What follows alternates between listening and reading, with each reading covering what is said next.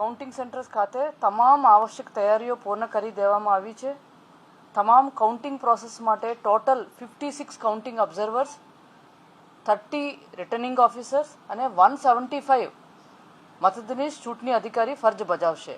આ ઉપરાંત postal ballot અને ETPBS માટે ટોટલ 615 એડિશનલ રિટર્નિંગ ઓફિસર્સનું પણ જવાબદારી આવતીકાલ માટે સોંપવામાં આવી છે. અને આ 56 તમામ ઓબ્ઝર્વર્સ પોતાના ફરજ પર ઓલરેડી હાજર થઈ ચૂકે છે અને આપણા પીસીના ડિસ્ટ્રિક્ટમાં ઉપસ્થિત છે. મતગણતરીના સ્ટાફનું વાત કરીએ તો સ્ટાફનું રેન્ડમાઇઝેશન કરતા હોય છે, 3 તબક્કામાં કરે છે. આમાં ફર્સ્ટ અને સેકન્ડ રેન્ડમાઇઝેશનની કામગીરી પૂર્ણ કરી દેવામાં આવી છે. ત્યારે લાસ્ટ અને થર્ડ રેન્ડમાઇઝેશન આવતીકાલે સવારે 5 વાગે ઓબ્ઝર્વર્સની હાજરીમાં કરવામાં આવશે. મતગણતરી કેન્દ્રો પર ભારતના ચૂંટણી પંચ દ્વારા માન્યતા પ્રાપ્ત અધિકારીશ્રીઓ, નિરીક્ષકશ્રીઓ, ફરજ પરના અધિકારીશ્રીઓ અને ઉમેદવારો અને તેમના ચૂંટણી એજન્ટ તથા કાઉન્ટિંગ એજન્ટ્સ માત્ર પ્રવેશ કરી શકશે. આ ઉપરાંત ECA દ્વારા જેમને અધિકારપત્રો આપવામાં આવ્યું છે એ મીડિયા કર્મચારીઓનો પ્રવેશ કરી શકશે. અને આવતીકાલે સવારે RO કે અથવા ARO, ઉમેદવાર અથવા તેના અધિકૃત પ્રતિનિધિઓ તથા ECA દ્વારા નિમણૂક થયેલ ઓબ્ઝર્વર્સની હાજરીમાં સ્ટ્રોંગ રૂમ ખોલવામાં આવશે. ત્યારબાદ EVM તથા પોસ્ટલ બેલેટ બહાર કાઢી કાઉન્ટિંગ હોલમાં લાવી મતોની ગણતરી શરૂ કરાશે. તમામ કાઉન્ટિંગ સેન્ટર્સ પર ત્રિસ્તરીય 3 લેયર સુરક્ષા વ્યવસ્થા સુનિશ્ચિત કરવામાં આવી છે. મતગણતરી કેન્દ્રના કેમ્પસ બહાર સ્થાનિક પોલીસ, મતગણતરીના લોકેશન પર SRPF અને મતગણતરી કેન્દ્રના દરવાજા અને સ્ટ્રોંગ રૂમના બહાર ગેટ પર CAPFનો ચુસ્ત બંદોબસ્ત ગોઠવવામાં આવ્યું છે. ફરજ પરના અધિકારીઓ, ઉમેદવારના ચૂંટણી એજન્ટ અને કાઉન્ટિંગ એજન્ટ સિવાય અન્ય કોઈ પણ વ્યક્તિઓના સંકુલમાં પ્રવેશ કરવામાં આવશે નહીં. કમિશનના ઓબ્ઝર્વર સિવાય મતગણતરી કેન્દ્રમાં મોબાઈલ, લેપટોપ, ટેબ્લેટ જેવા કોઈ પણ ઇલેક્ટ્રોનિક ઉપકરણો એપ્લાયન્સીસ લઈ જશે નહીં.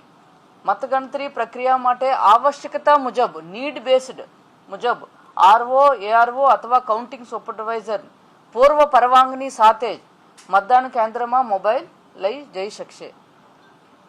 દરેક મતદાન કેન્દ્રમાં ઊભા કરવામાં આવેલ મીડિયા સેન્ટર અને પબ્લિક કમ્યુનિકેશન રૂમ સિવાય મતગણતરી કેન્દ્રમાં કાઉન્ટિંગ સેન્ટરમાં સંકુલમાં ક્યાંય પણ મોબાઈલ ફોનનો ઉપયોગ કરી શકશે નહીં. મતગણતરી દિવસે તમામ રિઝલ્ટ જોવા માટે results.eci.gov.in વેબસાઇટ પર અથવા વોટર હેલ્પલાઇન એપ પર ચૂંટણીના પરિણામો જાણી શકશે. રાજ્ય કક્ષાએ મીડિયા કર્મચારીના પરિણામોની વિગત મળી રહે તે માટે સચિવાલયના કેન્દ્ર પર અમારા બ્લોક નંબર 1ના 4થા માળે સમિતિ ખંડમાં મીડિયા સેન્ટર પણ ઊભા કરવામાં આવ્યું છે. Thank you.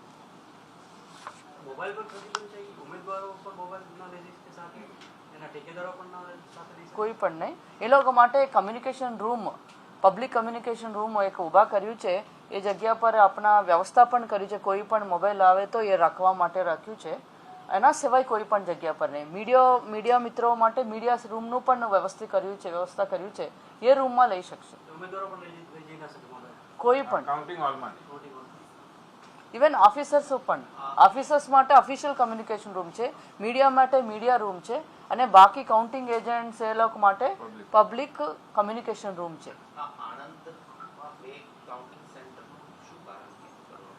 નહીં, એનો કાઉન્ટિંગ નાનું હશે. કાઉન્ટિંગ એક સેન્ટર પર એનું રૂમ ના મળી હોય ઇન્ફ્રાસ્ટ્રક્ચરના લીધે જ એક જ કેમ્પસમાં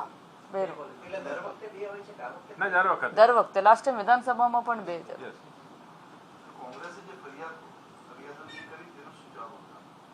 2 કઈ કમ્પ્લેન? કોંગ્રેસનું એક ડેલિગેશન થોડા દિવસ પહેલા તમને મળવા આવ્યું હતું ને એમને કહ્યું હતું કે ચૂંટણી દરમિયાન જે એમને ફરિયાદો કરી છે તેમનો એક પણ નિકાલ કે એક પણ કાર્યવાહી તમે નથી. આઈ થિંક અરાઉન્ડ 36 કમ્પ્લેન્ટ્સ એવું છે. દરેકનો અમે વિગતવાર એનો જવાબ આપ્યો છે, લિખિતમાં આપી દીધું છે.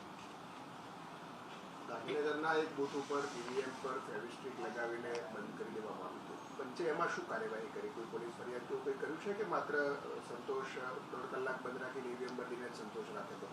નહીં, એના પછી તો શાંતિપૂર્વક ચાલુ થયું છે. માં ડીયુઓનો રિપોર્ટ માંગ્યું છે, મને જોવું પડશે એકચ્યુઅલ ડીયુઓને શું કર્યું, કલેક્ટરે શું કર્યું. હિન્દી મેડમ